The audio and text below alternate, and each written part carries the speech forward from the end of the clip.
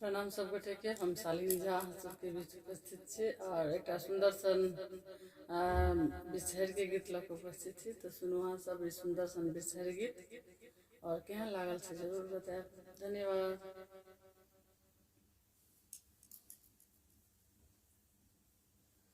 सावन मास नागा पंचमी भेल, नाग पंचमी भेल, राम घर घर बिस हरि पूजा लेल, राम घर घर बिस हरि पूजा लेल, ककरो घर बिस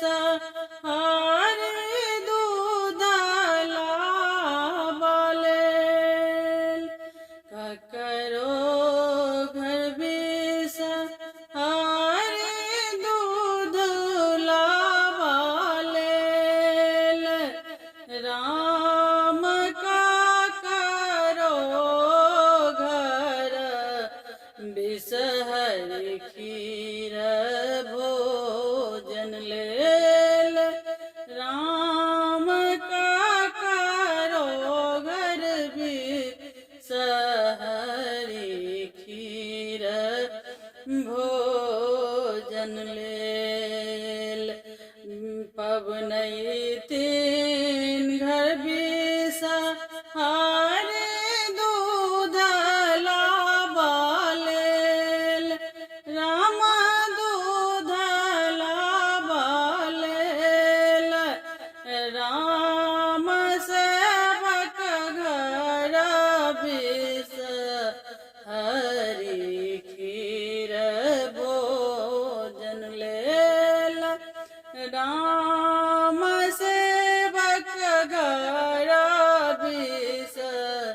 हरि खीर भोजन लेल, भनहि विद्यापति बिस हरि माय, राम सदाए रहब मैया अहिना